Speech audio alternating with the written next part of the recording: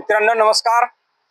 मी राम जाधव, शेतकरी मित्र, वृक्ष मित्र, मुक्काम पोस्ट खानापूर चित्ता, तालुका जिल्हा हिंगोलीतील रहिवासी असून मित्रांनो मी बऱ्याच दिवसापासून सोशल मीडियावर बघत आहे.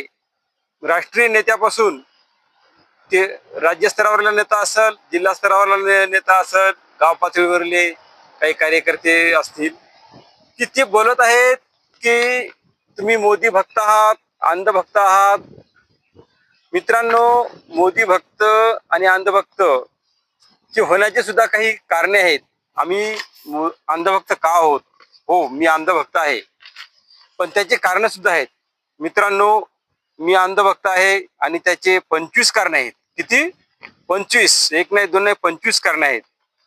अंधभक्त का तयार होतो तो तुम्हाला मी आजच्या या व्हिडिओच्या माध्यमातून सांगणार आहे.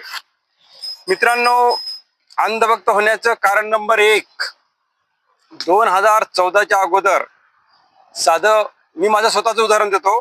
साधं पीक कर्जासाठी बँकेत जरी गेलो तर पीक कर्जाचं सुद्धा काम व्हायचं नाही. या बँकेतून त्या बँकेत, त्या बँकेतून त्या बँकेत, कुठलीच बँक पीक कर्ज तर सोडून द्या, बाकी व्यवसायासाठी किंवा इतर काही उद्योग व्यवसायासाठी असं काही कर्ज मिळायचे नाही. परंतु मित्रांनो 2014च्या नंतर ज्यावेळेस भारतीय जनता पार्टीचं सरकार, देशाचे यशस्वी प्रधानमंत्री नरेंद्र मोदीजी यांच्या नेतृत्वात सरकार आलं, परिणाम असा झाला मित्रांनो, माझ्या हिंगोलीमध्ये राष्ट्रीयकृत बँकेची संख्या वाढली. संख्या वाढल्यामुळं शेतकऱ्यांना पीक कर्ज मिळायला लागले. त्याच्यानंतर दुग्ध व्यवसायासाठी कर्ज मिळायला लागले, उद्योग व्यवसायासाठी सुद्धा कर्ज मिळायला लागले. मित्रांनो हे असे त्याचे कारण आहेत अंधभक्त होण्याचे. मित्रांनो आता अंधभक्त होण्याचे कारण नंबर 2, मित्रांनो नरेंद्र मोदी यांच्या कार्यकाळामध्ये मला PMGP योजनेअंतर्गत 5 लाख रुपये कर्ज हळद प्रक्रिया उद्योगासाठी मिळालं आणि 1,75,000 रुपये त्याच्यात सबसिडी सुद्धा मिळाली मित्रांनो. म्हणून मित्रांनो मी अंधभक्त झालो आहे. मित्रांनो अंधभक्त होण्याचे कारण नंबर 3, मला भारतीय जनता पार्टीच्या कार्यकाळामध्ये नरेंद्र मोदीजी यांच्या दूरदृष्टीने PMFME योजनेअंतर्गत मला असलेला उद्योग वाढीसाठी परत 5 लाख रुपये कर्ज मिळालं आणि सबसिडी सुद्धा मिळालेली आहे. म्हणून मित्रांनो मी अंधभक्त झालो आहे. मित्रांनो अंधभक्त होण्याचे कारण नंबर 4, याच भारतीय जनता पार्टीच्या कार्यकाळामध्ये माझ्याकडे एक छोटं किराणा दुकान होतं.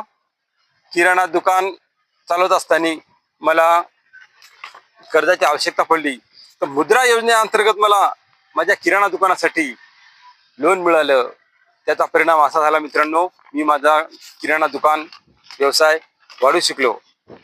मित्रांनो अंधभक्त होण्याचे कारण नंबर 5, मित्रांनो अण्णासाहेब पाटील आर्थिक विकास महामंडळ, सदरील महामंडळ हे पूर्वी निर्जीव अवस्थेमध्ये गेलं होतं आणि या महामंडळाला जर कोणी ऊर्जित अवस्था प्राप्त करून दिली असेल तर ते राज्याचे कर्तव्यदक्ष मुख्यमंत्री, विद्यमान गृहमंत्री देवेंद्रजी फडणवीस साहेब यांनी.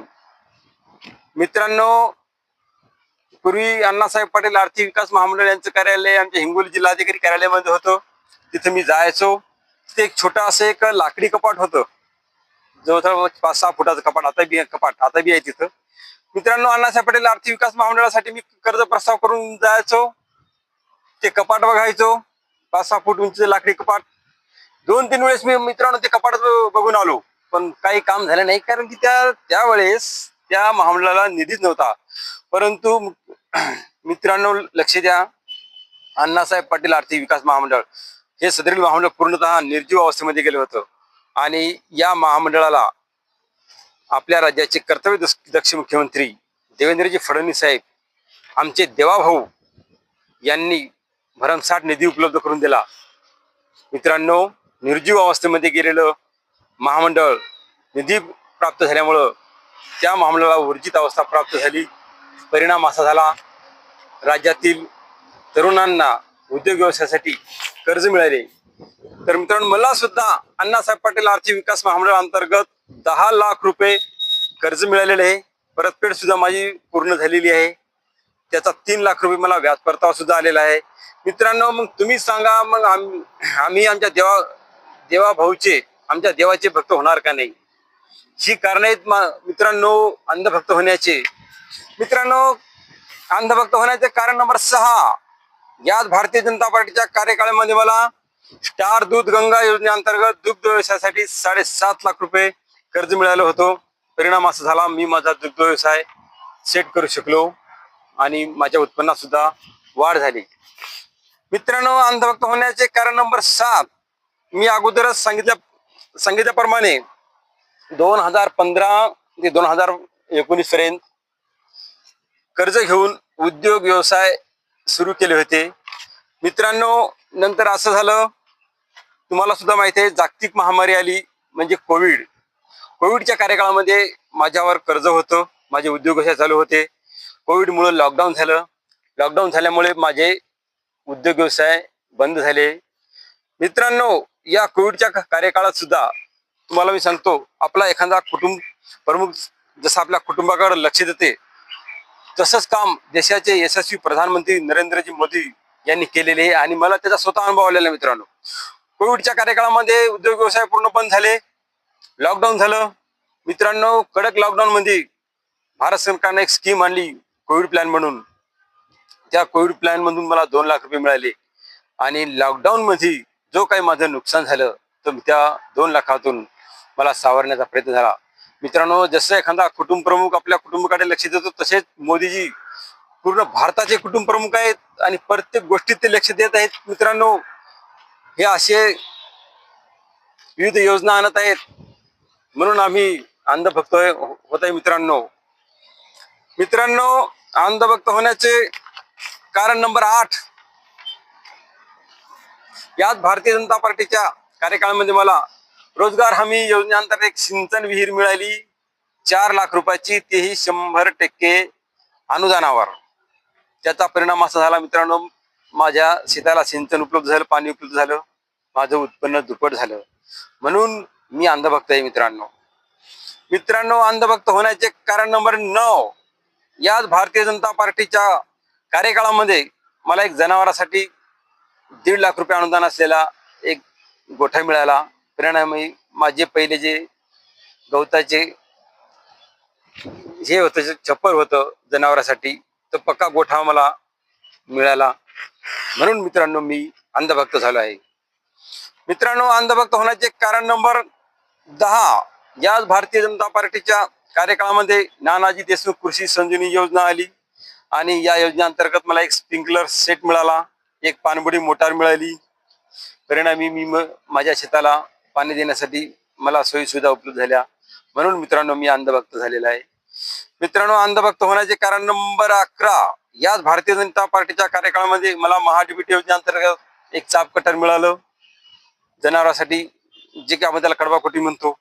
म्हणून आम्ही अंधभक्त झालेले. मित्रांनो, अंधभक्त होण्याचे कारण नंबर 12, राष्ट्रीय गोकुळ मिशन अंतर्गत 100% अनुदानावर मला एक जनावर मिळालेलं आहे, पूर्ण 100% अनुदानामध्ये. म्हणून मित्रांनो, मी अंधभक्त झालेले आहे. मित्रांनो, अंधभक्त होण्याचे कारण नंबर 13, भारत सरकारच्या NDDB कडून मला एक 100% अनुदानावर बायोगॅस मिळालेला आहे.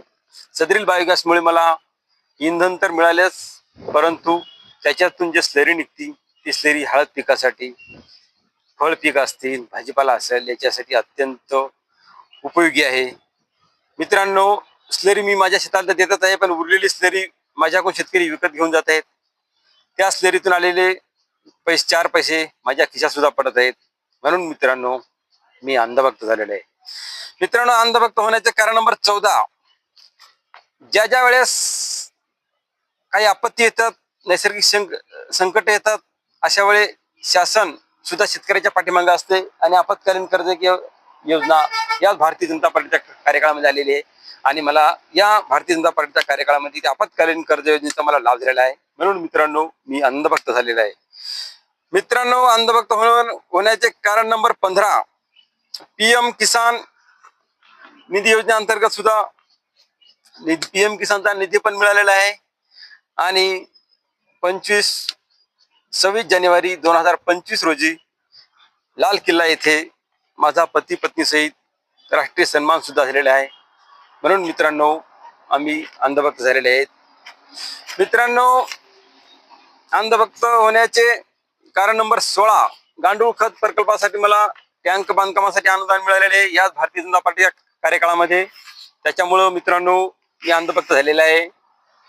मित्रांनो, अंधभक्त होण्याचे कारण नंबर 17, राष्ट्रीय महामार्गाचं भूसंपादन झालं. मित्रांनो, माझ्या जिल्ह्यामधून, माझ्या गावामधून माझी जमीन त्याच्यामध्ये संपादित झाली आणि संपादित झालेला मावेजा पारदर्शक पद्धतीने थेट आमच्या खात्यामध्ये आला.